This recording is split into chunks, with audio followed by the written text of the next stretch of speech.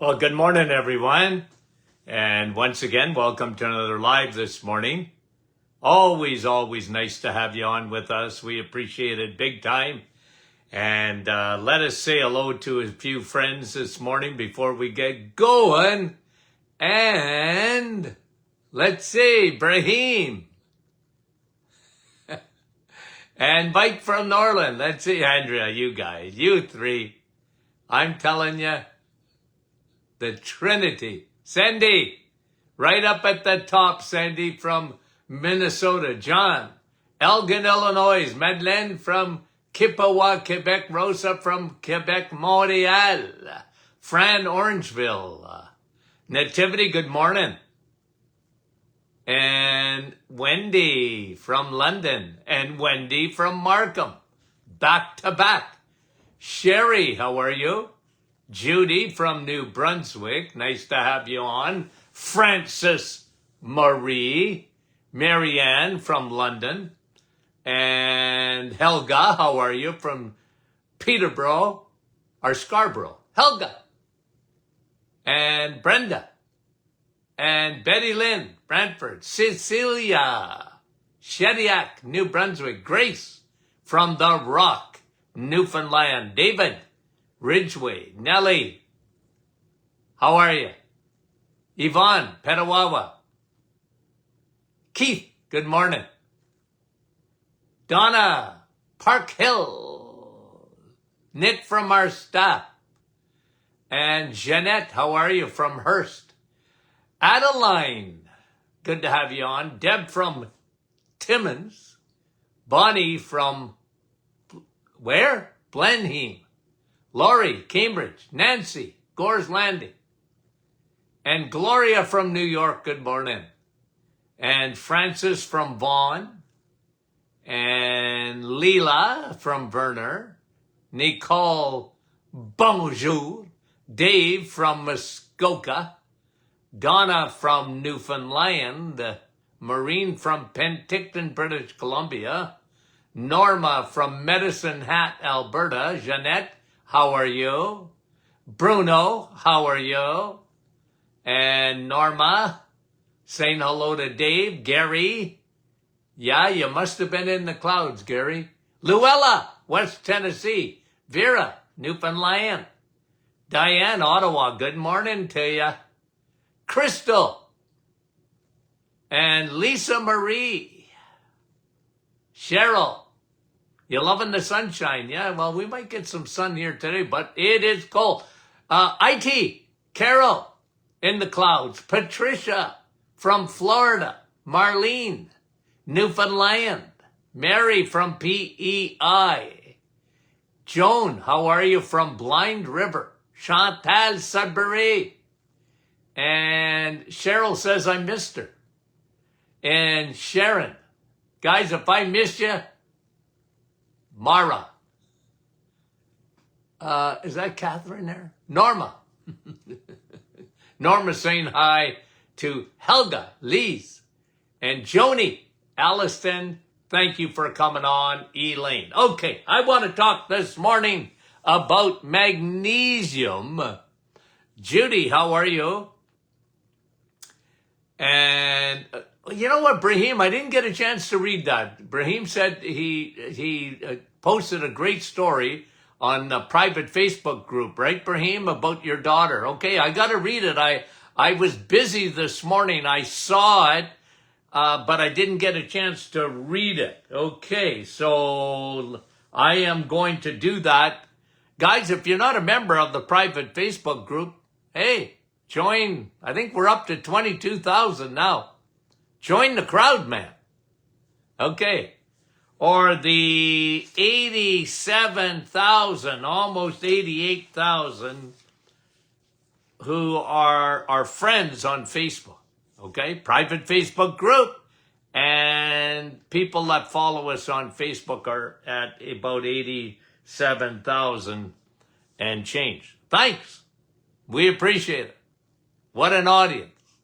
Okay. Now, let's talk Alzheimer's, because there was a story that came out, and let me get it, okay, on magnesium and depression. This was, hold on now. Here it is. 300 milligrams of magnesium glycinate or magnesium biglycinate, okay? This was just a study done with each meal. So 4 times a day. They took magnesium 4 times a day. Total would be about 1,200 milligrams of magnesium biglycinate. Whenever you see the word ATE at the end, okay? Citrate, biglycinate, okay? What does that mean? That the magnesium has been chelated. It means that the magnesium has been broken down so that it's much more bioavailable. Okay, that's all that means. So when you see malate, magnesium malate, okay, that's now. Okay, here's the study. So 1,200 milligrams of magnesium biglycinate, rapid recovery from clinical depression. Rapid recovery from clinical depression, okay? It was just a small study, but nonetheless, by using magnesium, it was very effective in recovery of depression. Now, what have I told you over the years about magnesium, okay? So whenever I think of magnesium, one easy way to remember it is the word relax, okay? So when my kids were small, and Daddy, I used this voice box with great effectiveness, okay? I always had a deep voice and loud. I don't know if that's because we were 11 kids in our family and you had to scream over other people. I'd always laugh with my sister because she's got a loud voice. Man, boy, she can be heard miles away. But so can I. Like my son, Tony Jr. always said, Dad, you got a built-in microphone in here, okay? You don't need no mic. Hey, I got a mic on, guys. But my son says I don't need it, okay? But so when the kids were young, you know, they were crossing a line, okay? 4 kids crossing a line. Daddy would say, relax, meaning you're getting close to the line. Relax. They still tease me about that, okay? And my youngest is 45 years old. Dad, when you said relax, you meant it. Like, stop. Anyway, so I always, when I think of magnesium, for me, it's always relax, okay? So magnesium relaxes your muscles. It relaxes your brain. It relaxes even in the bowel, the peristalsis. Relax. Okay? Sort of takes the spasm out of things. Okay? That's magnesium. It's the way I sort of look at things. Okay? With this very simple mind. Magnesium relax. Now, let's talk a little bit about magnesium and why today are we so deficient? Why are we so deficient in magnesium? Well, number one, it ain't in the soil anymore, not like it used to be. So magnesium, right in North America, we're short of it because it's not part of our soil compared to what magnesium would have been in the soil 100 years ago.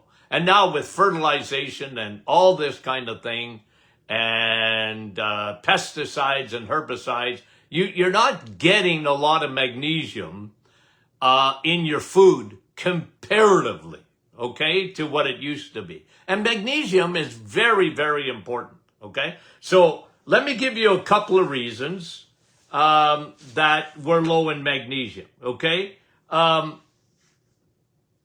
One, soil. Probably the number one reason, the soil. And so North Americans are almost devoid of magnesium, okay, in the soil. If not in the soil, it's not in the plants, right? It's not in the soil, it's not in the plants. The second biggest reason that we're deficient in magnesium, to me it's a huge reason, is stomach acidity. Now, we spent a lot of time often on stomach acidity, okay? Your stomach, okay? Your stomach is supposed to be very, very acidic, okay? So whenever you look at the stomach, okay, right here, okay, I'm showing my old atlas here, okay, the stomach should be between 1.3, 1.5, and, 1.3 to 1.5. Well, most people are not even close to there. And because we're not eating the right foods. And what elevates the acidity in the stomach, okay, what makes it less as acidic and more alkaline is that we're not eating the right foods. And your body was designed, I say it over and over and over again, to eat meat. Your stomach was designed for that fat and meat. So protein and fat. And when you don't have enough acidity, I always tell people, you're not a cow. You're not a rabbit. Cows have 4 stomachs, and their stomachs are alkaline. Compared to ours, a rabbit has an alkaline stomach. They're not eating meat. They're eating grass. Okay? So when you don't eat the right foods, your acidity is not better, it's worse, it's going up, you're more alkaline. And guys, people get this wrong all the time. And because they're focused in on pH in the body, okay? And I hate to be negative, but sometimes people don't know what they're talking about.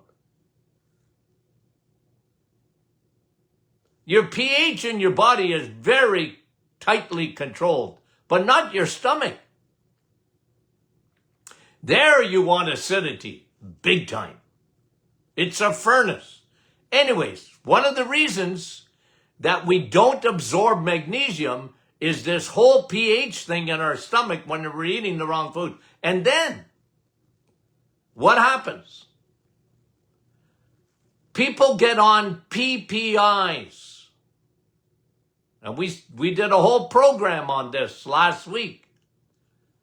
Proton pump inhibitors, they get on these things.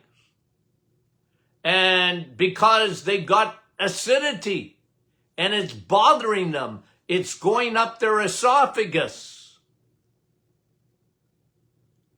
And they get heartburn and acid reflux and ugh. Well, you don't get acid reflux because you got too much acidity. You don't have enough. And the body overcompensates. You get a lot of pain. And you start taking things to, to subside the pain. People live on PPIs. Not good. We talked about Alzheimer's last week and cognitive. And your brain needs all those nutrients. Well, if your stomach is not acidic enough, you're not even breaking those down, including magnesium. Including magnesium. So I always start in the stomach. when people are low, and you know what? Blood tests for magnesium are very unreliable. I'll tell you why. Because you don't have a lot of magnesium in your blood. Your magnesium is going to your tissue, your muscles, your tendons, your organs need magnesium, not your blood. So they test blood for magnesium. Very unreliable. Okay? So, prescriptions, PPIs, almost every prescription medication too. Just about. You know, I was sort of talking with, make sure this doesn't fall. Okay, how about I put it here so that we don't have any accidents this morning. Okay, now, talking to someone, I think yesterday, about medications, okay? They're on quite a few of them. And I said, well, here's what you're going to be generally deficient in, almost for sure. You'll be deficient in B12, and you'll be deficient in magnesium, and probably vitamin D. Meds, you know, they don't talk about those side effects. They talk about, you know, if you ever watch a commercial on TV and they're pushing a drug, they take 10 minutes at the end to tell you all the side effects. That's the law. And the FDA has made that law. Like, you got to tell the side effects. And I kind of chuckle, you know. Ask your doctor if this drug is good for you. And I don't know why you have to ask your doctor. I don't get that. Ask your doctor. Well, your doctor should know. Anyway. And then they go, oh, and by the way, here are the side effects of this medication. Okay? Including death. Like, I go, holy jumping. That advertising is making me want to never take that medication. Anyway, I'm not getting into that. I'm talking about magnesium. Almost any time you're on meds, you're going to have low magnesium. You ought to replace it.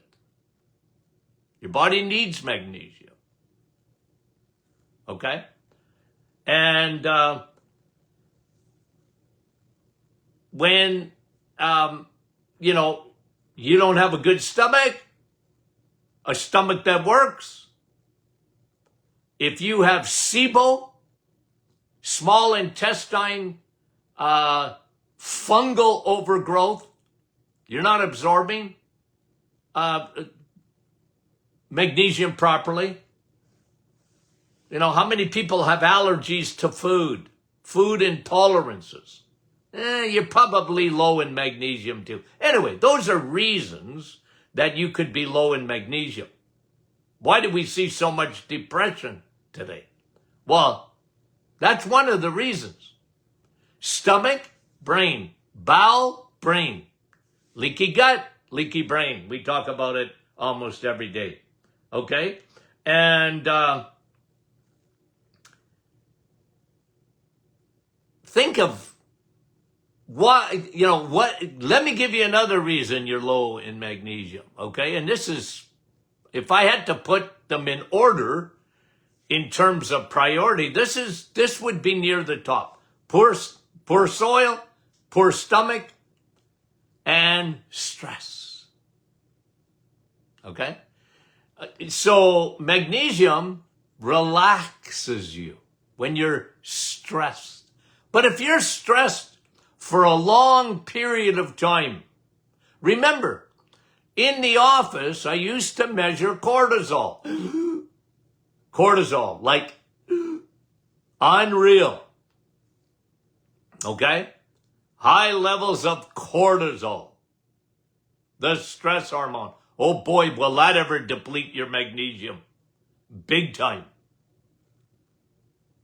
So you have those factors. And if one of the ways to test magnesium, if you've got a lot of magnesium in your urine, you're probably deficient. But anyway, good luck getting it tested properly. Go more by symptoms. Causes, okay? If you're in that group, and poor soil, we're all in that group. But, your stomach's not good, you're highly stressed, you're on any kind of medications, especially PPIs. Well, you're probably in a group that has low magnesium. Let me give you some clues that you're low in magnesium. Clues, okay? Depression, muscle spasms, eye twitching, okay? Left eye twitching, often. I used to see this in the opera. Doc, my eye is twitching. You're low in magnesium. Maybe potassium too. Okay? Fatigue. Insomnia. Okay? Insomnia. Just not sleeping. Magnesium's very important for that. Confusion. Brain, cognitive. Your brain needs magnesium. And anybody that's got AFib, okay? AFib, atrial fibrillation. I can't tell you that I ever saw a case where they weren't low in magnesium. It was one of my go-tos with people that had atrial fibrillation. They needed magnesium. Okay? One of the other things I used to give them is CoQ10. Okay? Magnesium deficiency is strongly linked to sleep disorders. Magnesium deficiency. Think of it. Relax. Sleep. People are so wired today that they hardly ever sleep properly. Okay? Now, the other thing too I found is when people are dehydrated. Okay? Dehydration. One of the ways dehydration manifests itself is asthma. You're like planet Earth. 75% of you is water. And I'm big on water. And a lot of times, people are dehydrated. And they don't have enough of those, they don't have enough magnesium, which is an electrolyte. Going back to atrial fib, your heart is a grid. It needs electrolytes. You could be low in that. A lot of people are going around and, now, magnesium is a natural calcium blocker. You got medications that are called calcium blockers. Okay? And they often use that as a diuretic, high blood pressure. Okay? Magnesium is like if you look at a cell, okay, I got a little drawing of a cell here. Okay? I think we used this last week. I was talking about cancer cells. Okay? But you see, here's a normal cell. Okay? Remember, I flunked art, so don't come after me. There's a normal cell. Okay? In the middle is the nucleus. You got your mitochondria, your battery packs within the cell wall. Now, on a normal cell, you need to have 10,000 more times of magnesium surrounding the cell than calcium. You need calcium, guys. And I never want you to supplement with calcium. I want you to I want you to eat your calcium. Because God gave it to you in eggs, meat, and cheese. Got a lot of calcium in there. and with its surrounded by the vitamin it needs for you to break that down and put it to where it belongs. You see, you need some calcium in your cell, but you don't want to have a lot of calcium inside your cells or your tissue. Think of what calcium is in your teeth. Knock, knock, knock, knock. In your head. No, that's your skull. No, your bones. What do you, okay? What do you think your bones need? Calcium. Right? Yeah. Needs magnesium, needs boron, needs all those other things too. But the primary thing is calcium. But calcium, the problem is people have lots of it in the wrong places. Atherosclerosis. When you don't have enough magnesium, calcium stays inside the cells. Calcium hardens things. It will get at your endothelial layer, your Teflon layer in your blood vessels. Calcium will start to form there. You need vitamin K2 to take it out, put it where it belongs, and you need magnesium. Magnesium is a calcium channel blocker.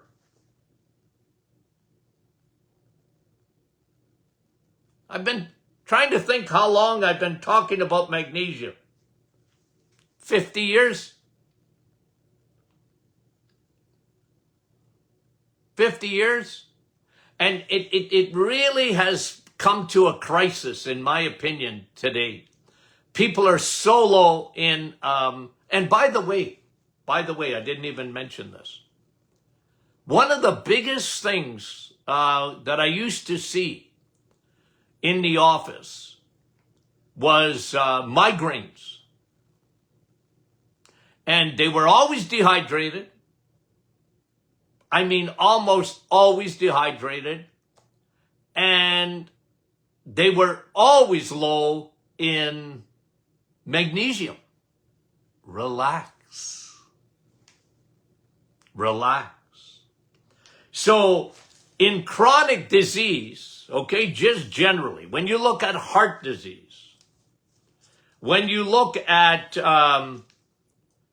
Alzheimer's, when you look at depression, okay, all of these disorders have two common denominators, a lot of them. Well, high insulin for sure, which creates inflammation. Insulin resistance creates inflammation. And in a lot of these diseases, you get inflammation and calcification. Hardening. Arteries. Blood vessels. Hardening.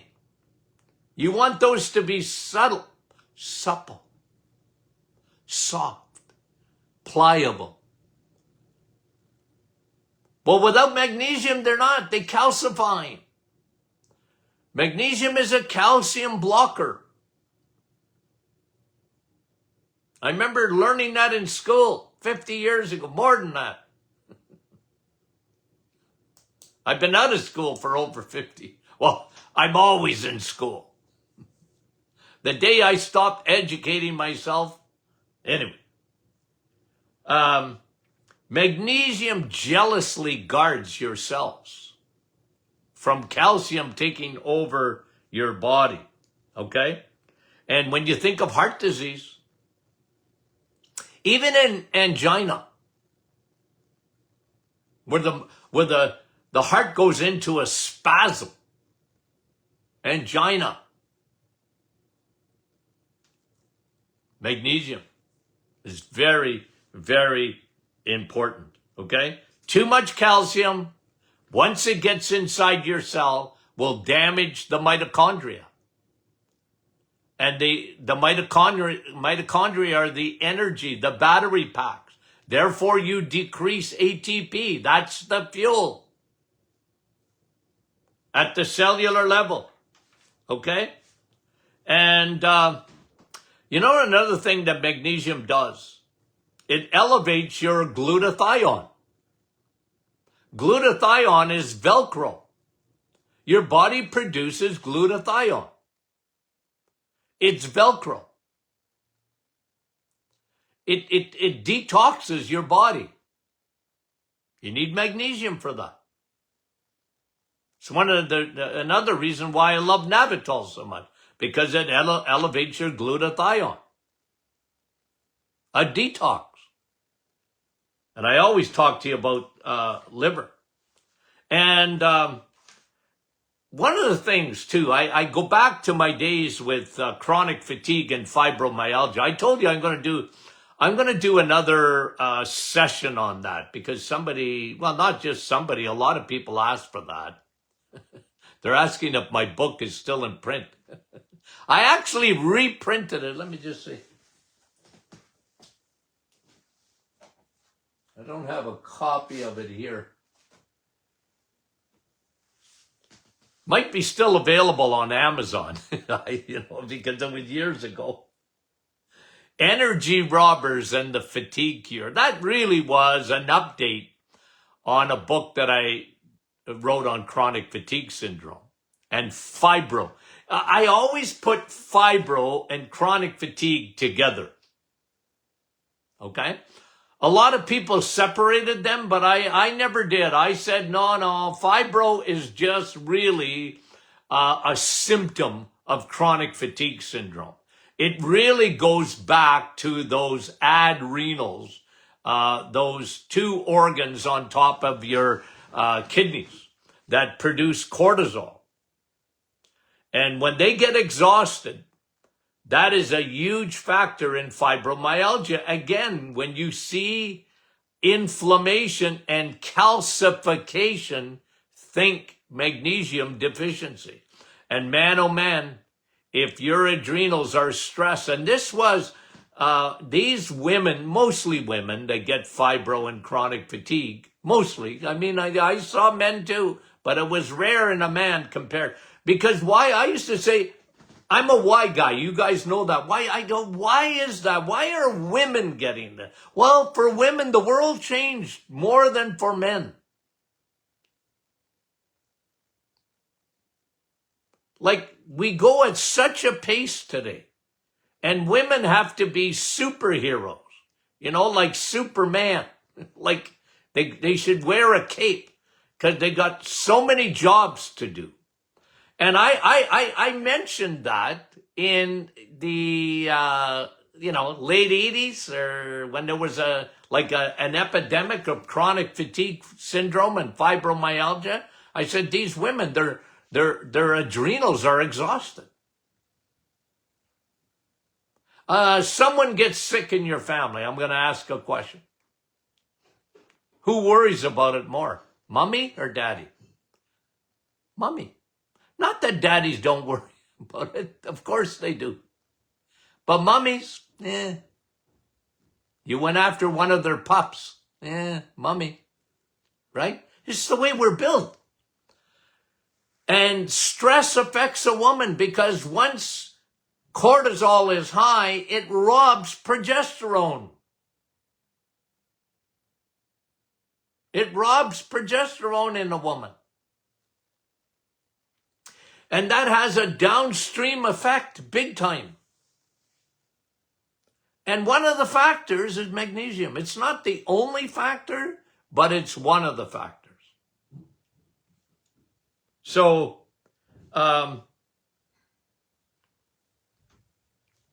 heart, brain, cognitive, muscles. You don't want too much calcium. You need enough magnesium to keep that in balance. Okay. Now, there's all sorts of magnesiums. Okay? And probably I don't think it's probably, it is the most absorbed magnesium, even of all the eights. Remember, ATE at the end of the second word in magnesium, okay? Magnesium citrate, glycinate, malate, you name the ATE at the end. Magnesium is essential. And the best one is citrate in terms of its bioavailability, okay? Now, the only reason, and I use magnesium citrate for 40-something years, exclusively. People would ask me, what about this one? What about that one? Well, citrate has proven to be the best absorbable magnesium over the years. Now, a little asterisk there. The problem possible with citrate is sometimes it affects a person's bowel. Okay? They can get a soft, runny stool at times. And when that happened, I usually put them on biglycinate. I gave them biglycinate instead because I wanted them on magnesium. And with bothering their bowel, okay, we put you on biglycinate. How often should you take it? Well, with depression, I just gave you that study this morning. 300 milligrams, this was the study, 300 milligrams 4 times a day. And making sure there's a dose. They took it with meals. I don't think that's essential, but anyway. And they took it before bed. That's essential.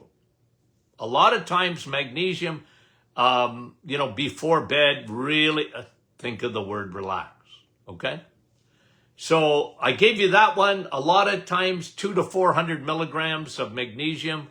I take for me, okay? I take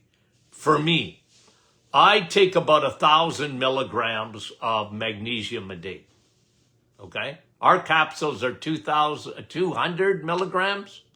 And I take, 4 or 5 of those a day for me. Okay? And I find I do very, very well with that. And depending what your condition is, okay? So think about that. Now, if you have any questions about that, send them in to Martin Clinic, info@martinclinic.com. Let us know about that, okay? Now, we love you dearly and sincerely. And tomorrow's question and answer Friday. We'll talk to you soon.